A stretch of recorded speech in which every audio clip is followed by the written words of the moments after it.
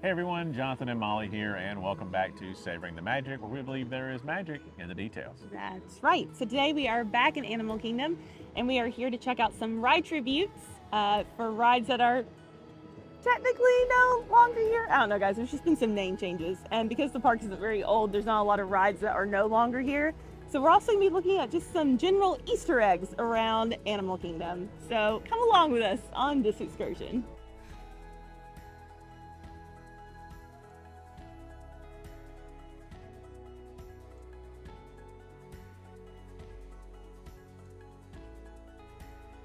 So like we said, Animal Kingdom is only about almost 26 years old at this point in time.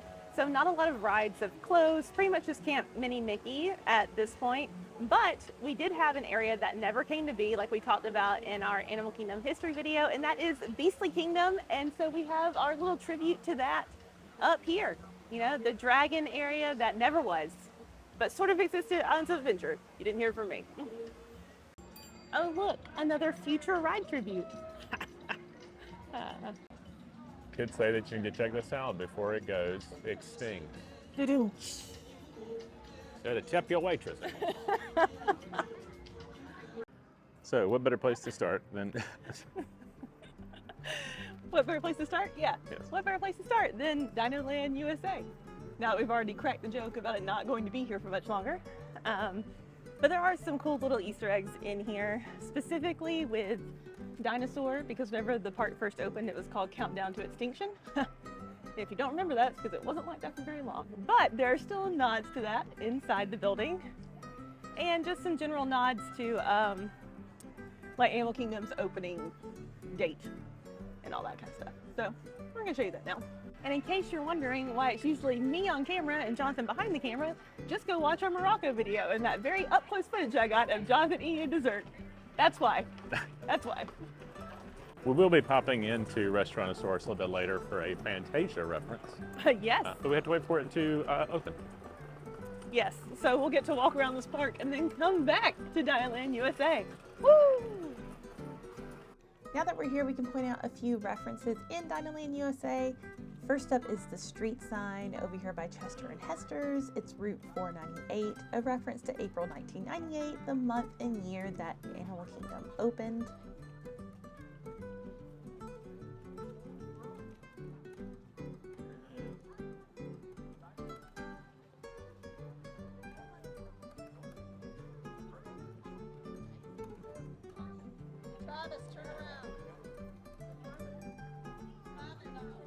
Also, another fun thing is the plaque outside the ride. It says the building was created on April 22nd, 1978. Of course, April 22nd being Earth Day and the opening day of Animal Kingdom. 1978 to serve the story of Dinoland, USA. We did a whole video about this. We'll link it below. Yeah, how much I love a good mural. Oh. This is old Epcot all over it, you know?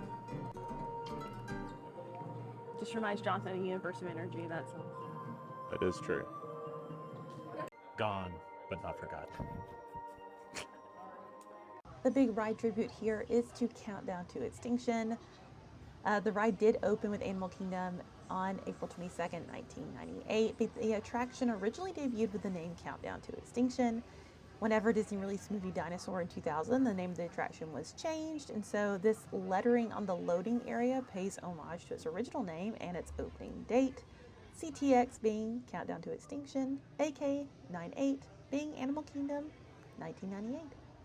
Not the only thing in the ride itself, you also have the red, white, and yellow pipes. McDonald's originally sponsored this attraction and was all over the parks back in the 90s. So there are still red, yellow, and white pipes in the boarding station, which were meant to remind guests of ketchup, mustard, and mayonnaise. The pipes even display the respective chemical formulas for the condiments.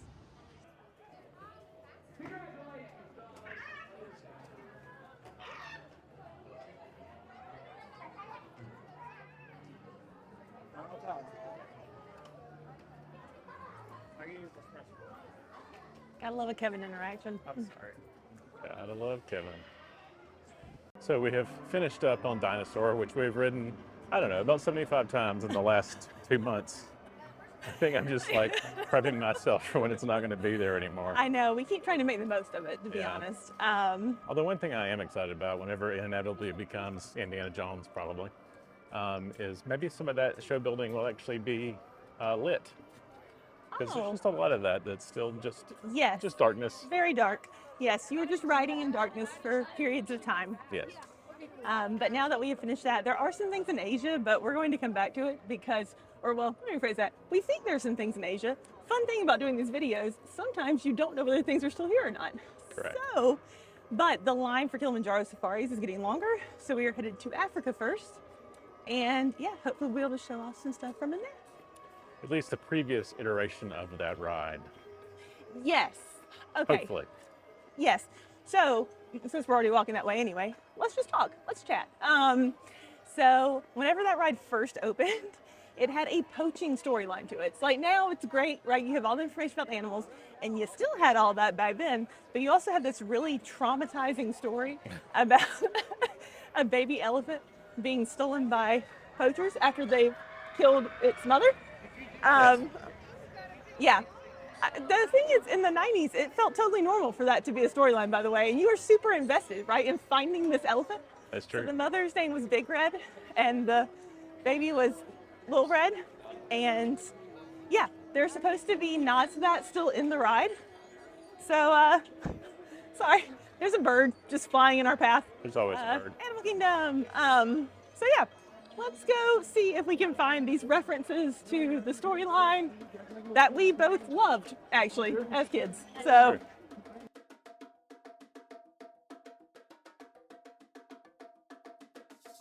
And hey, look, they're actually here. There are posters in the queue for Big Red and Little Red. This is a callback to that original storyline.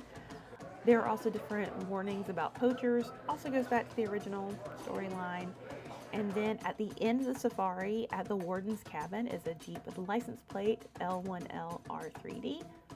That's for Little Red, which of course is no longer a part of the experience, but very cool to see it here. Our clip of that was so short, but this Jeep outside the attraction is similar to the look, and it also had like tusk and stuff inside of it, so it worked. Took a small break in Africa for treats. Here they are. We have a honey pistachio croissant, which is definitely for me and not Jonathan, because if you watched the Morocco video, you know that. And then this guava and cheese Danish, which we have had before, and it is delicious. Highly recommend. I forget what this place is called. Nope, I'm not even gonna try that. We will put we'll put a picture of the sign in here. There are technically 2 more Easter eggs to be found in Africa. The first is on the side of Tusker House. So not spelled the same way, but pronounced like his name, Joe Rohde, the lead creative designer of, well, Animal Kingdom, but also just various projects within it, such as Pandora later on. And then even a funny thing about having the beads included in this, since he's known for that iconic long beaded earring. And there is a second one of these nods to Joe Rohde over by the train station leading to Rafiki's Planet Watch. All right, next up is Pandora. We have 3 handprints outside of Alpha Centauri Expedition Center at the Flight of Passage exit. These handprints are from Joe Rohde, lead design Imagineer for Pandora, James Cameron, of course the director of the original Avatar and Avatar 2, and then JL is representing John Landau, who is producer of the Avatar films. Also another fun little Easter egg at Pangu Pangu. There are a bunch of name tags hanging down from the ceiling. We don't pretend to know everyone in these photos, but we do recognize Joe Rohde whenever we see him. So one more Joe Rohde reference in this park. So we talked before about how Beastly Kingdom was really just delayed in the beginning and that they kind of intended to always build it, but then, you know, it didn't happen. However, whenever Animal Kingdom opened, they still had advertisements on like the flotillas that you could see for Beastly Kingdom coming soon. And so you can see the remnants of all of this over here. That's kind of supposed to look like a dragon's mouth. And then like all the signage was back that way, right? Yeah. Pretty sure. Like, I feel like I vaguely remember this. Yeah, and back over there where those rock formations were was like the night skeleton and all that where the fire blew out. Right. We'll see if we can find some footage to overlay. The more you know. This is what you're here for. Remnants of Beastly Kingdom. Although, I mean, the irony is, right, like it's supposed to be mythological creatures and all that kind of stuff, and then what ends up ultimately going here? Pandora, which is all full of mythical creatures, so there you go. Okay, I just called them flotillas because that's what is going on the river now. That's technically not correct. They were discovery boats, and they're actually used, repurposed now around transportation for Magic Kingdom. Yeah. But people used to get upset because they thought that they were an attraction. They weren't. They were just a move you from one side of the park to the other. Yes. But that's where you could see the Beastly Kingdom stuff. Yes. It was a themed friendship boat. Yeah, pretty much. Pretty much. Hey, and now that Restaurantosaurus is open, we can sneak back in and show you the Fantasia reference inside. So if you walk inside and go to the room on the left, you can find a combination of 4 pieces of artwork and character sheets from the Rite of Spring piece from Fantasia.